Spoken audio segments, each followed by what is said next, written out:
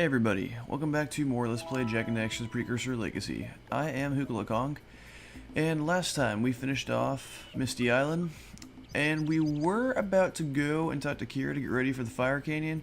However, we forgot to return the Muse to the Sculptor, so let's go do that. Oh, the Muse! You saved her! Oh, you really are the best. Here, take this power cell. I won't need it now that I have my inspiration back.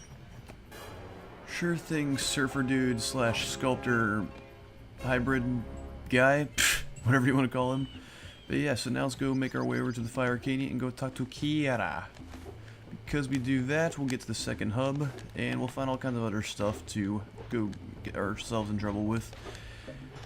Alright, and if you notice, my orb count is a little bit different, and that, guys, is actually because, you won't believe this, I actually had a failed recording of like the remainder of this entire game that I did. And yeah, there's a point where the recordings crash, and you see the problem was reason why I couldn't go and just go back a little bit instead of having to redo the entire thing is because this game has an autosave feature, and unlike a lot of games, you can't disable it. So if something screws up and I get to that point, I had to redo it. But thankfully this game isn't extremely long, so I don't mind playing through it again to get the recording done properly, so whatever. Anyway, start the Kira. Great! You have the 20 cells needed to power my heat shield. Now be careful. The shield will only protect your zoomer till it reaches 500 degrees, so try to keep her cool. Flying over open lava will definitely heat you up fast. Hit 500 degrees and it's over. Over? Like burning molten metal over? The fire canyon gets pretty hot, so keep a lookout for jumps to keep you off the hot ground. I've also released several blue cooling balloons you can use to drop the shield's temperature quickly. Oh, and when you get across, don't forget to activate the teleport gate in the Blue Sage's lab. Then we'll be able to teleport over and meet you. Good luck! Alrighty, let's do this thing. It's funny, so whenever I was looking at those like balloons that she brought out, whenever I looked at the stitching, and stuff like that in video games always makes me think of two things, either Little Big Planet or Rayman 3. Little Big Planet, because I mean, obviously Sackboys, you know, are like stitched together by like wool and all that. And Rayman 3, because it makes me think of like the hoodlums, because if you look at the hoodlums, like, you know, they look like they're like held together by like fabric stuff and all that. So it kind of reminds me of that stuff. Little connections. Yeah, I feel like everybody though makes connections to things like that, especially like just in entertainment in general, like whether it's like a TV show or a movie or anything like that. Alright, let's not miss that. Get the scout fly. Both of those scout flies right there, like super close together. It's like almost like those ones that are the last two I got in Sentinel Beach.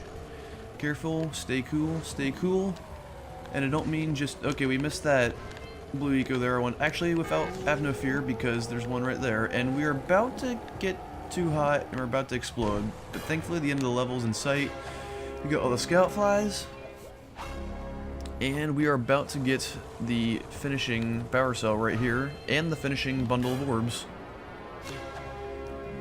Got that in our first try. That little portion right there, it's not very difficult, but this game is divided into like 3 different portions where you have to use your zoomer to get to each hub. And the other 2 are significantly more difficult, so get ready for that. And we go to our right here, get another scout fly. How you doing, dude? What's up? What you been up to? Alright. So let's say Mos and Kira out. I don't think I'll ever get used to that teleporter tingling sensation. Hey! That looks like the Blue Sage threw a party. Oh my! Rock Village is on fire! One heck of a party. Oh snap. Oh no! I mean Rock Village is being bombarded with flaming boulders! Oh! And it looks like the Blue Sage is working on a levitation machine to move them. Assuming it's operational, we're gonna need power cells to fuel it. I guess you two are going to have to find some more. We'd better take a look at his notes. Jak, go check on the villagers, and come back and give us an update. And take the furball with you. Dexter, you never get cut any slack, do you, buddy? Anyway, but with that said, just like before when I first started out this Let's Play, we are going to want to get all of the surrounding scout flies in this hub. First one being right here. That one's actually fairly well hidden. It's kind of hard to notice. It took me a little bit to find it the first time. And another thing that you're going to see throughout the game. Why the blue sage disappeared? You're going to need to collect 45 power cells to fuel his machine. Go get him. What I was about to say before I got rudely interrupted is there are a total of 3 of those like statues like there that we get 2 power cells from each. So it's something else to keep an eye out for and remember. You can never have too many orbs because they are pretty expensiano as you saw from the last part. And next Scoutfly is right here. There you are. And the very next one is over here. There you are. Next to this little piece of rope. Drop. Break some barrels just for the fun of it. Why not? And get some little green eco goodness. Green goodness, that's actually a really, really good, like, healthy smoothie thing you can get. Like, it's kind of like naked fruit juice, if you ever had that. Like, I love both of those. Like, both, like, green goodness and, like, green machine with naked fruit juice are both, like, really good. Like, they sound kind of gross because they're made of, like, they have, like, vegetable material in them, like, for the most part, and some fruit. But it tastes a lot better than you would think. I've been a fan of it. It's, like, pretty refreshing. And I was kind of disappointed to find out not too long ago that before Naked Fruit Juice used to claim that everything was all natural, but apparently they got found out, and it turns out there's a little bit of chemical stuff in it. So it's not completely natural, but for the most part it is. I still love it, but just a tad bit disappointing. It's not completely a fraud. Get in my way, rat. Go up on this pole, and we're gonna get introduced to a brand new power-up. We got Yellow Eco. And yeah, it's pretty dang powerful. Just like the Red Eco, you can pretty much one-shot anything with it. And you can also break open the metal crates with this stuff. Watch out for the Rayman 2 thorns. Not only were there vines that remind me of Rayman 2, but there are also those thorny thorns that remind me of Rayman 2. Because there's an entire level in Rayman 2 that's all like thorny and you have to like kind of fly in between. Alright, puffball these rats. Poof, poof, poof, poof. Come on, get the last one. Come on, there we go. Sweetness. Alright, Blue Eco, come here. I can use you as a magnet for these orbs to make me rich. Rich with the orbs. Rich beyond all comprehension. And this level's pretty cool because they use the launchers a lot. And the launchers, if you look, have arrows on them. And you don't just go up in this place with the launcher. You actually get pointed in specific directions that they launch you at. I'm gonna do it again. 3, 2, 1, blast off. Okay, what do we got? So over here's another little thing, is we got these rat nests, and those rat guys you saw earlier will keep spawning out of these as long as they're still up, so you can burn them down with the fire eco. Alright, swing batter. Hello, Froggy. This guy can be a little pain in the neck, because he can kind of get a sticky tongue attached to you, and he'll slowly pull you towards his mouth, and he'll bite you, and you'll take a hit, but it's not too hard to avoid, so nothing to be too afraid of. When it comes to enemies in this game, it's not really that difficult. Whereas Jak 2, on the other hand, boy, that is a completely other story. Like, that game can get pretty dang tough. I mean, anybody who's played that game will tell you that. Easily one of the harder games I've played, especially when it comes to platformers. Like, I have... Only 3 more tethers to go. As I was saying, thank you, Dexter, for another interruption, as usual. But, I forgot what I was gonna say. That's too bad. Sorry if that was an interesting piece of commentary I had just there, but I lost my thought because Dexter was being a brat and he was interrupting me. I couldn't continue the thought I had, and yeah. Okay, get out of my way, Dark Eco boxes. We don't need Jak turned to an Otzel as well. That would not be good. More launcher time. Yeah, usually these launchers will take you to like where the next Scoutfly will be at. Come on, get out of my face. Let's burn this down. Thank you. Snappity-doo. We almost got bit, but nope. The rat bit did not get us. Not to be confused with rabbit. Oh, word pronunciation, man. Oh boy. Okay. That reminds me, like, my grandpa, like, anytime we have like a family gathering with like, in our family with like friends and stuff, like, he'll always like refer to like certain people, like he'll like always twist like their last names a lot. He's like, oh, did you invite the Kessingers? And I'm like, it's Kensinger, grandpa. Like, I mean, I'm not like, I mean, of course we're not harsh on him, you know, 'cause I mean, my grandpa's my grandpa, you know, he's obviously, stuff like that's a little bit harder when you're older to remember, but like, I don't know, it's kind of funny, but it's more funny than annoying, because like, I always get a kick out of it, because like, the people he's referring to, whenever they, he'll like mispronounce them, like, they'll just kind of let it fly, they'll just be like, okay, like, they'll like look us and just kind of laugh, because like, it's like, does he not know how to pronounce her name? And we're like, nope.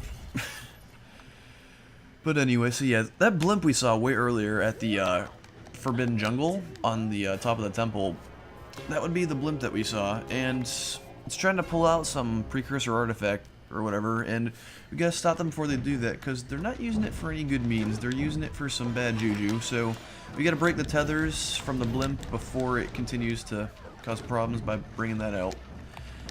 Scoutfly, how you doing? Man, there's a crap load of metal crates over here.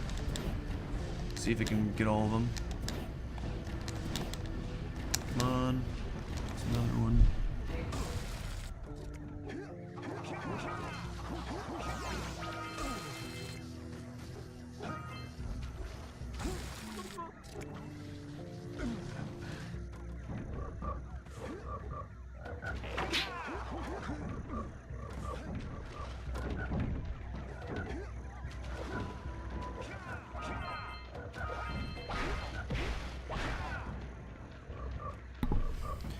Oh, okay, so I got a funny story, alright?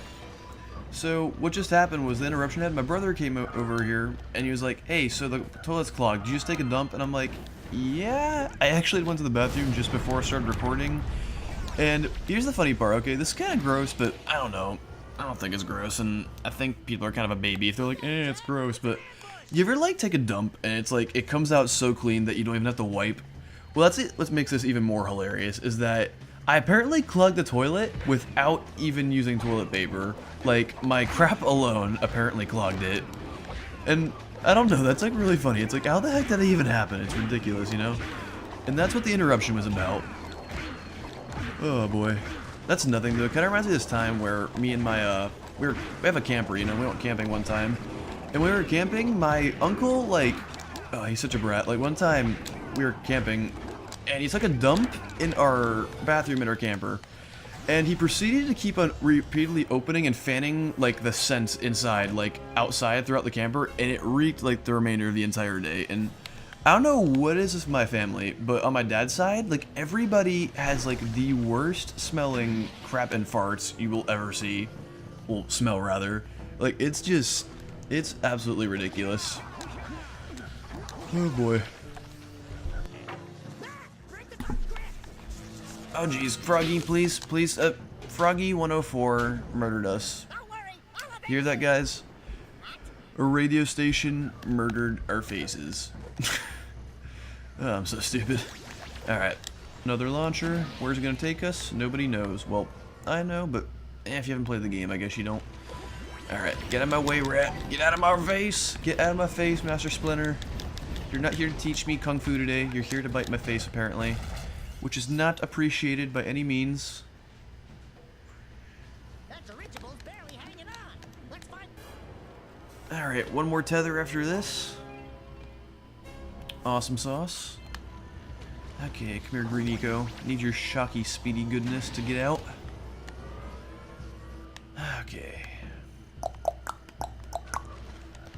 Alright, so usually this level in this particular hub in the game, you're technically supposed to do it last, like it's the last place chronologically if you scroll through the different levels in the game.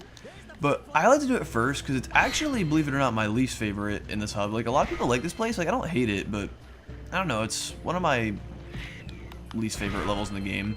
Which is funny because none of the levels in this game I absolutely hate. Like there's actually absolutely no part in this game that I completely despise. Like I love all of this game, and this level's also fun, but I don't know, I don't like it near as much as the others. But yeah, right here, that Flut we saved earlier, and that egg, we can actually use it, and this is one of 2 times where you get to use it in the game, and it controls kind of similarly to Spyro. If you ask me, it's actually like an improved like control scheme from Spyro. It's a little bit smoother. Like, that's not to say Spyro doesn't control good, like he does, but I don't know, I love the way this Flut controls. It's like really, really precise. Good work. Aren't you guys happy you saved our little Flut friend? She may come in handy again sometime. We were 15 steps ahead of you, Kira. Already did that, been there, done that. Oh, that goodness. We got more metal crates. Please don't kill me, rat, please. I'd like to get through this without any trouble. Thank you very much. Onegai shimasu. Don't kill me. Alright. There we go. Oh, geez, almost got killed by the swamp as well. But we're good now. No harm done. We are alright. Let's one-shot all these crates. And that lurker. And we got an interesting little fellow person right over here. How's it going, dude? Howdy, friends. Enjoying my beautiful swamp? I own these here parts. Everything that doesn't sink into the mud, that is. Judging by the smell, I'd wager your bathtub sank in the mud long ago. What's a bathtub? Anyway, I got bigger problems now. Seen some nasty lurker varmints a grousing about, snatching everything they can get their grubby little paws on, and scaring away my pet hip hog, Harley. He's been for nigh on to a coon's age. I've been putting out his favorite snack. Those ornery swamp rats keep stealing them. If you could keep those pesky critters away long enough, I just know Farley will smell them vitals and come back. Will you help me out? Sure will, dude. Good. Those rats will be back any time. Shoot all them rats. Keep them from eating at least one of them snacks. Alright, so yeah, this can be a little bit tricky. These rat guys over here, like, what they'll do is they'll slowly but surely inch their way towards these tomatoes, and some of them will, like, sneak off towards the far left or the far right, and it's really easy to miss them when you're focusing on, like, a few, if you don't hit them right off the bat. So, you have to be a little bit careful. It's not too hard, but I'd say it's probably one of the more difficult challenges in this game, because for the most part, this game is fairly easy. But, yeah. With that said, let's create some weed rat stew for Shrek to eat. I mean, this guy's pretty much living the life of Shrek. I mean, like, he's living in, like, an outhouse, similar to, like, what Shrek has. I mean, Shrek didn't live in an outhouse, but he had an outhouse, and it's a swamp, so... yeah, but thankfully, he's not screaming, "What are you doing in my swamp?" like Shrek would. He's a friendly person, he wants our help, and he's going to give us a power cell for doing it. And what's kind of funny, there's actually a few instances in this game where characters don't actually claim that they're going to give you a power cell for helping them. They just kind of give it to you. Like, I don't know, it's kind of funny. Little weird detail I notice. Alright. I love how Daxter gets, like, really into it. He's like, "Shoot him! Get some! Get some!" Kind of makes me think of Jar Jar, except kind of reversed. Like, Jar Jar's normally like, "Misa in trouble! We gotta get killed!" But it makes me think of, like, him, just kind of how frantic he is about it. Except in this case, Daxter's all excited, and Jar Jar's... no, please, please, no. Oh, you stupid butthole face. You dirty little rat, you. You dirty rat. You, ooh. Oh, man. Could not resist using that Teenage Mutant Ninja Turtle reference. I love how Boggy also in the background. Like, it never actually says that that guy's name is Boggy, but I think it would make sense that his name is Boggy considering it's called Boggy Swamp. So I always refer to him as that because I always thought it was insinuating that. Alright, careful. Let's not mess up again. Let's be carefully on our toes and shoot each and every one of these stupid rat faces. Please don't eat them again. I thought that was going to happen. I thought we were going to lose. I thought we were going to do it all over again. I thought I was going to cry, but I didn't cry. I saved you the trouble of hearing my awful sobbing. Come on. Alright, I think this is the last wave. Either that or there's one more after this. Yeah, I think there's one more wave. Alright, come at me, guys. What you got? Show me what you got. Come on. Please.